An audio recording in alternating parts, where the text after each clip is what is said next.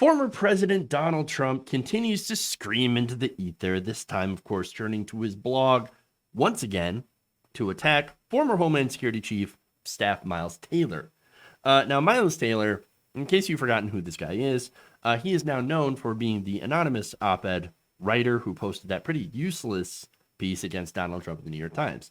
And I say useless because basically what it was like is, oh, Donald Trump's crazy, but that's okay. We got the adults in the room, so everything is going to be fine. We don't need to use the 25th Amendment, which they absolutely should have used the 25th Amendment to get rid of him. He was, again, one of the staffers that could have tried to get people to invoke the 25th. Again, I don't know if he tried. I don't know if he didn't.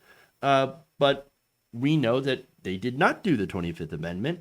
And as a result, of course, President Trump stayed in office and ginned up the base with baseless conspiracies of voter fraud, leading to the, of course, violent January 6th Capitol insurrection. And so, good job, Miles. Thanks for nothing. Appreciate it. Now, as a result of the Trumpification of the Republican Party, Miles is now, again, he's a conservative, he's a Republican. He is now threatening to form a moderate conservative party, which to me, as a leftist, look, I kind of laugh about that because, it's basically, there's no such thing as a moderate conservative at this point. No moderate Republican, okay? This is basically going to be Republicans with the mask on. So you're still going to have the same policies, tax cuts for the rich, deregulation, pointless, endless wars, police brutality against black people, all the stuff that basically led to Donald Trump in the first place. Economic stagnation, things like that. And so, not helpful at all, really. But that said, Trump is not a fan of this guy, as evidenced by this rage post. Some people refer to him as absolutely nothing. I hear he's on CNN and MSDNC all the time, but he had nothing to do with any of my decisions, and I wouldn't even know what he looks like. He's the guy who fraudulently wrote a make-believe book and statement to the failing New York Times, calling himself anonymous. That's right, he, a lowlife that I didn't know was anonymous. Hey. This you? Looks like you. I didn't know him. Coffee boy. Ran errands. Barely knew him. Wasn't even in the office. Sad. Very sad. Man, that's wonderful. God damn. I love it when this happens. Oh. But again, Trump's not done. He says, quote, now he's putting together a group of rhinos and losers who are coming out to protest President Trump. Dude, you're not president anymore. You're done. You're done. Oh my God. He hasn't been president for how long? Yeah, since January 20th. Jesus. Understand this is why we're still talking about him, okay? He's not going away. If he was going to go away, he would have done so by now. Okay? The guy still thinks he's president. He's insane. He thinks he won and got cheated. And as a result of the cult of personality that he built within the Republican Party, over 60% of Republicans still believe that Biden is an illegitimate president, that Trump should be the actual president. Over half the party does not believe in any sort of objective reality. And there's more. Quote, he is a phony who will probably be sued over his fake book and fake anonymous editorial, which has caused so much treasonous stir. Treasonous. Okay. Look, earlier in the segment, I mocked this guy for being basically a do-nothing, okay? And effectively doing nothing to help the situation with Trump. And this guy's like, treasonous stir. Dude, you're the guy that whipped people up on January 6th to invade the Capitol building. Beat up police officers and smear feces all over the place and threatened congressmen. Threatening Mike Pence. I mean, seriously, people were in They were in the Capitol saying, hang Mike Pence. Mike Pounds. Come on. Come on. Okay. So much projection. Finally, there's more. Miles Taylor and his fellow rhino losers like Tom Ridge, Christine Todd Whitman, and crazy Barbara Comstock voted for Biden. And now look what they have. A socialist regime with collapsing borders, massive tax and regulation hikes, unrest in the Middle East, and long gas lines. As opposed to what? A pandemic that killed 500,000 Americans? What is this? What is this? Socialist. How is this socialist regime? We're still a massively capitalist country. Come on. Come on. Oh, boy.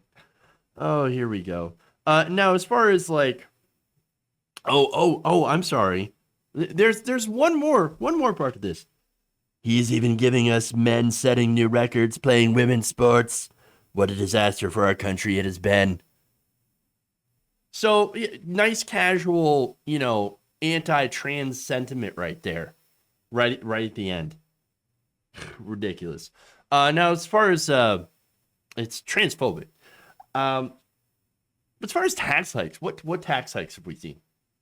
Show me a bill where taxes have been raised. Show me. Oh, right. You don't have one because nothing went through Congress. There hasn't been anything. And in fact, thanks to Republicans, next to nothing can go through Congress without budget reconciliation, which involves, of course, having to placate conservative Democrats who are more pro-Trump than anything, like Joe Manchin, into doing something. So, come on. And in fact, the borders, all right? He talks about the borders. Saying the borders are collapsing is ridiculous. Come on. That's insane. In fact, deportations are actually up. And I don't believe that that's a good thing. I don't think it's a good thing at all. According to advocacy group United We Dream, the number of estimated deportations has actually hit over 300,000 since Biden got into office. That's based on news reports, shared information among trusted immigrant rights organizations, and an average, and this is what's really important, this is what's really beefing up the numbers here, Title 42 expulsions. Now, what is Title 42? Title 42 actually refers to a section of federal law that grants the CDC the authority to deny entry to immigrants. And so what the Trump administration had been doing is using Title 42 to basically keep all immigrants out. Oh, COVID, what are you going to do? Got to keep out the immigrants. And then what Biden did is he basically left that unchanged and continued allowing for immigrants to be denied entry on the basis of COVID-19. And so what it does is that it basically prevents, it bars entry from anyone coming from a country that has an outbreak of an infectious disease. And in this case, of course, it's COVID-19. Now, expulsions under Title 42 are not based on immigration status and are tracked separately from immigration enforcement actions.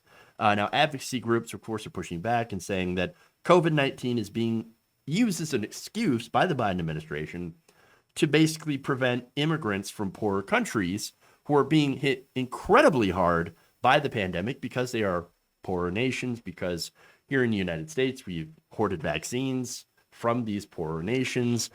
We have made sure that, only the rich countries get priority when it comes to COVID-19. Hey, your people are dying. We don't really care because America. And so they don't have the resources to battle it out. And when people want to leave and come to a country that, actually does have the vaccines and the treatments, well, they can't. And so there it is. Now, as far as unrest in the Middle East, that's not necessarily Biden's fault either, what's going on in the Middle East. Although, I got to point out, the Biden administration is backing Israel as they bomb innocent people in the Middle East. Fun fact here, right? I didn't know this until recently. But, okay, I'm pretty sure we all agree that Hamas is pretty terrible, okay? They do horrific things. They kill innocent people. They're pretty brutal about it, okay? You know who funded Hamas originally? And this is a fun fact. Israel. The government of Israel funded Hamas, basically created Hamas. Why? They wanted to stop a socialist movement that was happening in Palestine. Yeah. So it isn't it funny how nations like the United States and Israel apparently have funded and created their own enemies that they can then later on use to justify occupations of foreign lands and to do war crimes. Yeah, amazing, right? Funny how that works. And of course, they get to crush the socialist movement, as a bonus. Wonderful. But yeah. Now, as for the gas lines, well, ransomware where hackers had apparently went after the aptly named Colonial Pipeline, stole data on billing, which is interesting. And of course, hey, whoa, we got to shut the pipeline down to make sure that we know who to bill, who to charge for gas, so we're going to shut that down and not pay these ransomware hackers $5 million because that's what they are asking for. And so they stole the data, tried to sell it back to the company for $5 million in Bitcoin. Again, these are random hackers. Apparently they were based in Russia, but not backed by the Russian government. So, it's just basically random hackers that wanted money. And that's what they do. Ransomware. That's what it is. And so as a result, pipeline shut down. People flipped out because there's not as much gas. They went out and panic bought gas.